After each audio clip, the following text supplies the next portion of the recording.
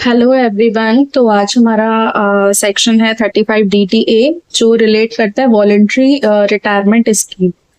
Voluntary retirement scheme वो scheme होती है जिसमें एम्प्लॉयज को ऑप्शन दिया जाता है कि जो नॉर्मल एज है रिटायरमेंट की वो उससे पहले रिटायरमेंट ले सकते हैं। जैसे नॉर्मल जो एज होती है रिटायरमेंट की वो 60 ईयर्स होती है, तो उनको ऑप्शन दिया जाता है कि वो 40 ईयर्स के बाद भी रिटायरमेंट ले सकते हैं। तो उनके जो रिटायरमेंट में एक्सपेंसेस जो हो रहे हैं, जो पेमेंट कंपनी उनको कर रही है, तो उस पे हमें deduction 1/5 of expenditure in previous year, उस प्रीवियस ईयर में जिस ईयर में हम उनको पेमेंट कर रहे हैं, बाकी 4/5 हमें नेक्स्ट 4 सक्सीडिंग प्रीवियस ईयर में हमें उसकी डिडक्शन मिल जाएगी।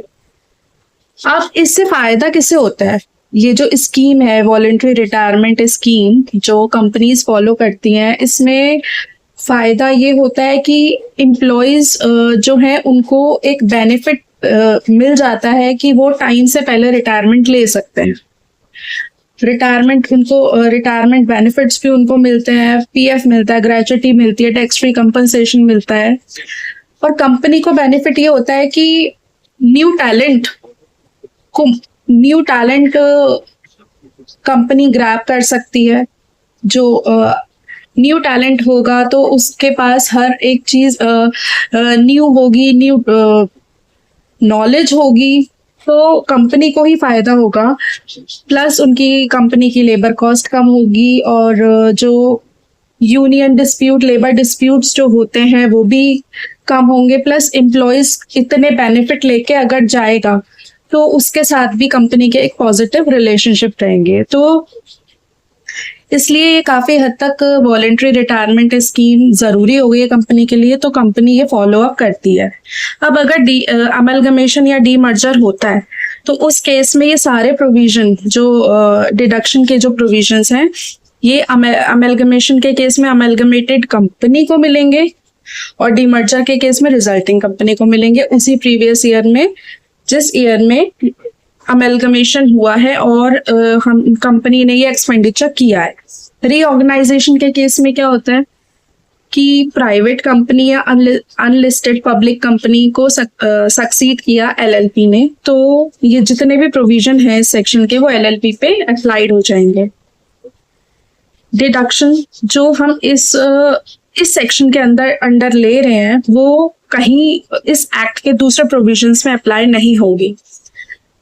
अब समझते हैं एग्जाम्पल के थ्रू। सपोज एक्सपेंडिचर किया कंपनी ने वॉलेंट्री रिटायरमेंट स्कीम में 10 लाख का 31/3/2024, तो यानी इसका 1/5 यानी 2 लाख की डिडक्शन हमें मिल जाएगी प्रीवियस ईयर 23-24, और बाकी जो नेक्स्ट सक्सीडिंग 4 ईयर्स होंगे उसमें भी हमें 2 लाख की डिडक्शन मिल जाएगी। तो ये डिडक्शन हमारी चलेगी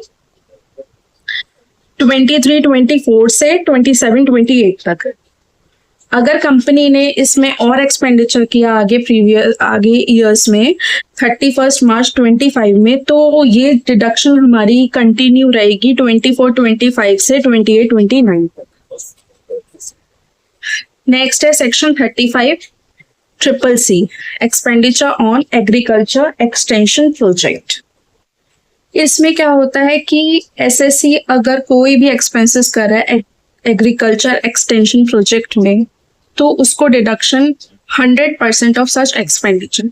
और इस सेक्शन के अंडर वो जो भी डिडक्शन ले रहा है वो एनी अदर प्रोविजन उसको नहीं मिलेगी। अब ये समझते हैं एग्रीकल्चर एक्सटेंशन प्रोजेक्ट क्या है। इसमें कंपनीज को जो ये डिडक्शन हमें तभी मिल सकती है अगर इसके बिहाफ पे जो गाइडलाइंस बोर्ड ने बताई हुई है, अगर एसएससी वो गाइडलाइंस फॉलो अप करता है। लाइक ये एग्रीकल्चर एक्सटेंशन प्रोजेक्ट का बेसिस क्या है? ये प्रोजेक्ट है कि हम फार्मर्स को ट्रेनिंग दे रहे हैं, उनको एजुकेशन प्रोवाइड कर रहे हैं, उनको टेक्नोलॉजी से अवेयर करवा रहे हैं। जो भी प्रॉब्लम्स वो फेस करते हैं, पेस्ट कंट्रोल, सॉइल मैनेजमेंट, मतलब इन सब चीज की उनको ट्रेनिंग मिल रही है। और हम जो है इस प्रोजेक्ट की अप्रूवल लेते हैं मिनिस्ट्री ऑफ एग्रीकल्चर से, मतलब जो भी इसके रिगार्डिंग सारी गाइडलाइंस है वो हम फॉलो अप करते हैं, तभी हमें ये डिडक्शन मिल सकती है। नेक्स्ट सेक्शन है सेक्शन 35 CCD। अगर कोई एक्सपेंडिचर कंपनी करती है स्किल डेवलपमेंट प्रोजेक्ट में, तो उस पर भी हमें 100% की डिडक्शन मिलेगी, बट वो expenditure other than land and building होना चाहिए। और इस सेक्शन में जो हम डिडक्शन ले रहे हैं वो इस इनकम टैक्स एक्ट के किसी और प्रोविजन में अलाउड नहीं होगी। अब स्किल डेवलपमेंट प्रोजेक्ट क्या होता है, ये कंपनी इसलिए करती है ताकि एक इंडिविजुअल यानी उसकी कंपनी के एम्प्लॉयज की इंडिविजुअल जो कैपेबिलिटीज है वो इनहेंस हो सके। इसके लिए वो उनको ट्रेनिंग प्रोवाइड करती है, सर्टिफिकेट्स देती है, मतलब उनको उनकी ये कैपेबिलिटीज बढ़ाने के लिए वो उनको सेपरेट ट्रेनिंग इंस्टीट्यूट में भेजती है, और बाकी वो सारी गाइडलाइंस उसको कंपनी को फॉलो करनी होती है जो इसके रिगार्डिंग बोर्ड ने हमें बता रखी है। सो बाकी टॉपिक्स नेक्स्ट वीडियो में। Okay, bye bye.